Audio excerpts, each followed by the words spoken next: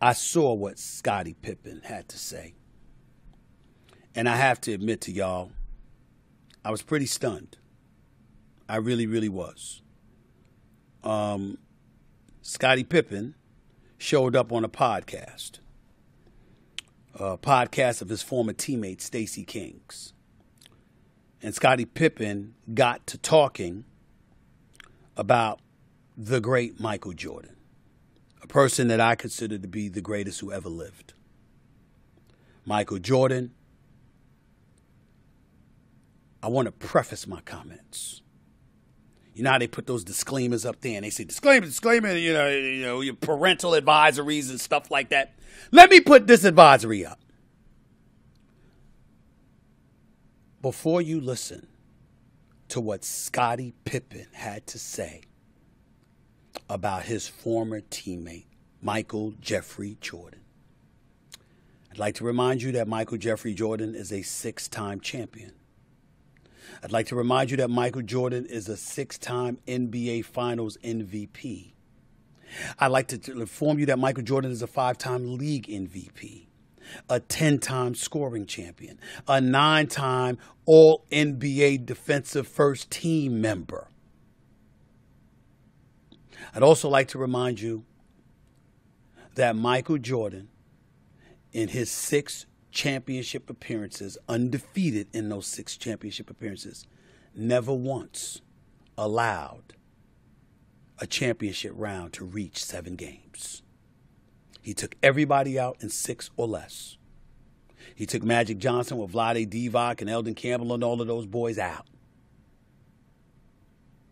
He took Clyde Drexler, Terry Porter, Kevin Duckworth, Cliff Robinson, and all of those boys in Portland out for his 2nd title.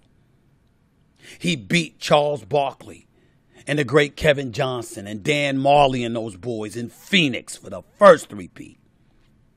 He retired after that title in '93. He was gone in the '93-'94 season. He came back with 17 games left in the '95 season, where they ended up losing in the 2nd round to the Orlando Magic.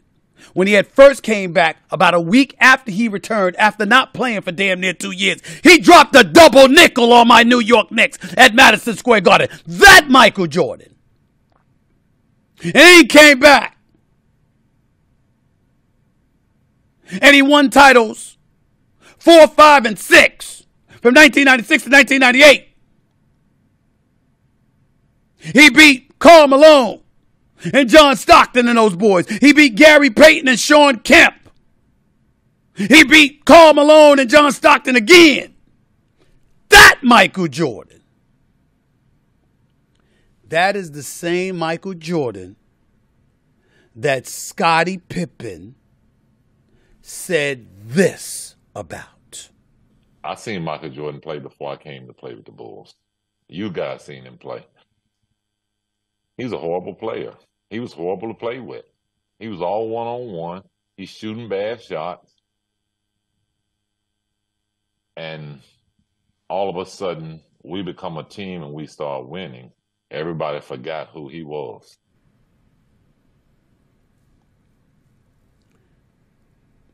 Could y'all do me a favor? I'm looking at my producers here right now. Because I had to stomach that before. I took a little break. And I feel the need to hear that again, one more time, so I can make sure I hear the words that Scottie Pippen associated with Michael Jeffrey Jordan. Play that again. I seen Michael Jordan play before I came to play with the Bulls. You guys seen him play. He's a horrible player.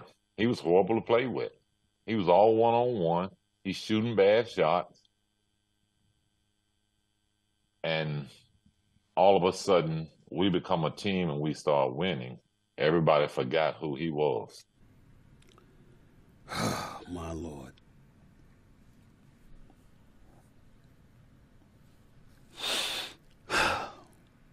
Okay. Ladies and gentlemen, I would like to remind you all that Scottie Pippen was picked 5th overall I think in the 87 draft, if I remember correctly.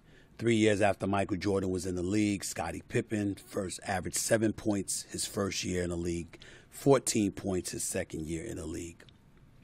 We all know that Scottie Pippen was a great player. We all know he's one of the greatest players to have ever played the game of basketball. We all know that he's an all-world defensive player and he's a six-time champion himself. There's nothing to take away from his greatness as a player. But he was second fiddle for a reason. Because anybody with eyes, doesn't even require 20/20 vision, by the way, knew that there was Michael Jordan and then there was everybody else. I would like to remind y'all that before Michael Jordan, years before Michael Jordan ever won a title, in 86 and 87, when they were swept in the best-of-5 series by the Boston Celtics, Larry Bird and them, even when he was swept in like 86 and he had dropped 63 in a game at the Boston Garden, the great Larry Bird called Michael Jordan God in gym shorts. God in gym shorts. That's who Scottie Pippen is talking about. That guy. Let me break this down to you from a basketball perspective. These were Michael Jordan's teammates where he first got into the league. I wanted to make sure I look it up because I didn't want to get any names wrong. His first year in the league, in case you haven't noticed, his coach was Kevin Lockery. Kevin Lockery, okay, number one. The Chicago Bulls had gone 38-44 that first year Michael Jordan was in the league. This is a rookie. It's a rookie year, ladies and gentlemen. This is 1984, okay? Because I want to make sure we know this is 1984. 1984-85 season. Michael Jordan is a rookie out of the University of North Carolina. His teammates are Orlando Woodridge, who was not a scrub, Quentin Daly, Dave Corzine, Dave Greenwood, Steve Johnson, a 34-year-old Caldwell Jones, Enos Watley, Wes Matthews, Jawan Oldham, Sidney Green. That was Michael Jordan's team. Michael Jordan averaged 28.2 points a game as a rookie. I want to take it a step further, okay? Because some of y'all forget sometimes. If you recall, Michael Jordan had only played 18 games the following season, which was 85-86, and he had only started 7 games because he had a messed up foot, and he had been operated on, and he had missed all of those games. And Jerry Krause, the then GM, who was a great executive, by the way, had insisted that Michael Jordan not play, and did everything he could to prevent Michael Jordan from returning to the basketball court, essentially implying you will do what the hell you're told to do, which Michael Jordan was incredibly resistant to. That season, Michael Jordan averaged 22.7 a game in 18 games that he played due to the injury. From that point forward, I'm looking at my producers in here. I'm looking at all of y'all in here. I want everybody to pay attention to what I'm saying. This is Michael Jeffrey Jordan that we're talking about here. This was Michael Jordan's scoring averages on a minimum of 48% shooting from the field over the course of the next 7 years. 37, 35, 32.5, 33.6, 31.5, 30.1, 32.6. That's who we're talking about. We're talking about Air Jordan. We're talking about a dude that took the NBA into a stratosphere that is appropriately described as global, if not otherworldly. There's no dream team in Barcelona without Jordan. The NBA, as great as it was with Magic Johnson and Larry Bird being promoted extensively by the NBA, they altered their marketing plans because Nike had Jordan. And everybody wanted to see Jordan. Jordan was damn near as big as Michael Jackson. That's who Scottie Pippen just said was a horrible player. Now, one could easily deduce what Scottie Pippen said and simply ask a very rhetorical question. If Jordan was horrible, what the hell did that make you? But that would be disrespectful to Scottie Pippen. And Scottie Pippen doesn't deserve that. But you know what Scottie Pippen deserves? He deserves to hear the truth. Somebody has to tell him. Several truths come to mind. Number one, You are not one. I have too much respect for Scottie Pippen to categorize him in this fashion. But how you sound on this particular footage of you talking about Michael Jordan, you sound like a damn fool. You sound like an ignorant dude that don't know the game. We know better than that. We know how brilliant you are at knowing the game, Scottie Pippen. We know how knowledgeable you are. So it only brings two other things to mind about you, bro. Envy and bitterness. Those are the two things. Let's count the ways. Number one, you weren't Michael Jordan.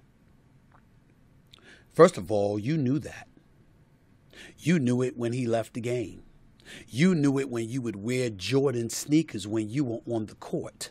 And you would kick your feet up for the cameras to see what you clamoring for Michael Jordan to come back. You didn't hate him then. You didn't hate him when you needed him. Was it Jordan's fault in 1994 when you were going up against the Knicks in the Eastern Conference semifinals and it was game 3 and you refused to enter a game because Phil Jackson called the last play for Tony Kukoc instead of you? And Bill Cartwright, the veteran center, Bill Cartwright, there was a former Knick that got traded to the Chicago Bulls in the Charles Oakley deal years earlier, that he was sitting on the bench scolding you while the cameras were rolling? Wasn't it Bill Cartwright who was reduced to tears in the aftermath of Tony Kukoc hitting the game-winning shot that Phil Jackson had called for him against the New York Knicks in that game 3? Wasn't it Bill Cartwright that was reduced to tears because he looked you dead in your face in front of the whole team and talked about you quit on them and you let him down? Wasn't that you? Did Michael Jordan, was he at fault for that? Can anybody on this planet have ever imagined Michael Jordan refusing to enter the game because a final shot wasn't called for him? You know why you can't imagine that? Because Michael Jordan would have had the final shot called for him. And you know what Michael Jordan would have done? He would have kicked it to John Paxson, or he would have kicked it to Steve Kerr, or he would have kicked it to B.J. Armstrong, or Craig Hodges before them. I understand that there's a whole bunch of bitterness going on about Michael Jordan. I get all of that. Because Michael Jordan's clearly received entirely too much of the shine in some of his teammates' eyes. I've heard other teammates talking about him. But it amazes me how everybody want to engage in revisionist history and talk about him now. Well, why didn't you talk about him when he was popular? Why didn't you talk about him when y'all were playing him with him? Why didn't you talk about him when he was on the court averaging over 30, busting people's ass night in, night out, intimidating folks in ways LeBron James never has? And it's not to throw shade on LeBron James. I'm just saying, Michael Jordan was different. How come you didn't talk about him then? How come you didn't talk about him when he was in your face as your teammate, helping you become a champion 6 times over? How come that didn't happen then? If somebody like Craig Hodges wants to be bitter about Michael Jordan, I'm down with that. Because I don't know the details. And even if I did, I wouldn't tell you without their permission as it pertains to Craig Hodges and Michael Jordan. But I will tell you this about Craig Hodges. He's a deep brother. He's a special man. And boy, was he a long-range sniper. He was something special. He really, really was. And that brother deserved to be a champion. He deserved to be on the Bulls roster for years to come. He deserved to be honored. So if there's any bitterness about him, I'm cool with it. If it's coming from him, I'm cool with it. But you, Scottie Pippen, you had an opportunity to win without Jordan. You didn't do it. You know you probably bitter about that money that you didn't get from Jerry Reinsdorf, the owner of the Bulls, who implored you to your face, do not sign this deal. This is not a good deal for you. I know the guaranteed money looks good right now, but it'll be a better deal for you in a year or 2 from now, and you wanted the money now. And so you took it when he advised you not to, and Jordan advised you not to, but you still signed the deal, and then ended up bitter because they wouldn't restructure your deal, and to some degree held that against Jordan. Did you hate him when he had the flu? Or was poisoned by some pizza delivered to his room or whatever it was against Utah in the finals? And he still went out there and dropped about 38? And when he hit the game-winning shot, came back to the bench and walking back practically collapsed in your arms. You had to hold him up because he was so sick. But you needed him to take that shot, didn't you? How about when your back gave out? We ain't bringing up the migraine in 88 when you couldn't go into Game 7 against Detroit. We ain't even bringing that up. When Jordan was reduced to tears because their championship kept evading him, and he was crying in the arms of his father on the team bus because somehow, some way, yet again, you couldn't show up. There was an intestinal fortitude that you had when y'all were winning championships, but that had to be cultivated and developed over the years because earlier on in your career, Scottie Pippen, you didn't have it. He had it. And he had to carry the load and carry you. And look at how your game evolved. And look at how elite you became as a defensive player, as a ball handler, as a playmaker. Your game, to some degree, looked like it mirrored Jordan half the time. You were clearly learning from him. But now we want to forget that. Now we want to forget that, Scottie. And why are we doing that? Because your feelings are hurt about the last dance? Because Jordan had editorial control, according to you? Because he had editorial control and he highlighted the portions of how you didn't want to sign for the money and you was end up bitter because you didn't get your contract, or he wanted to sit up there and highlighted how you quit on your team. You want to hold that against him. Scottie Pippen, don't hold it against Jordan.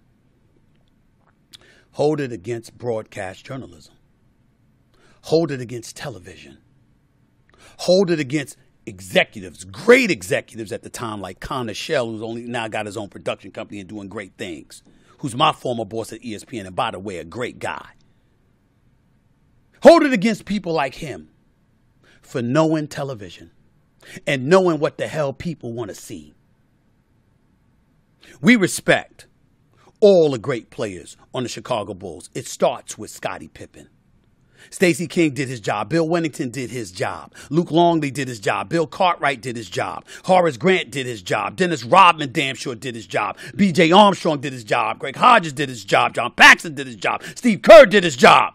The list goes on and on and on for Bulls teammates that did their damn jobs. Phil Jackson, 6 championships. They never won until they got Phil Jackson as the head coach.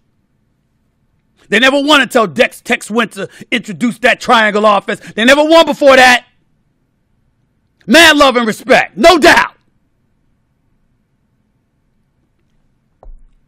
But we don't care.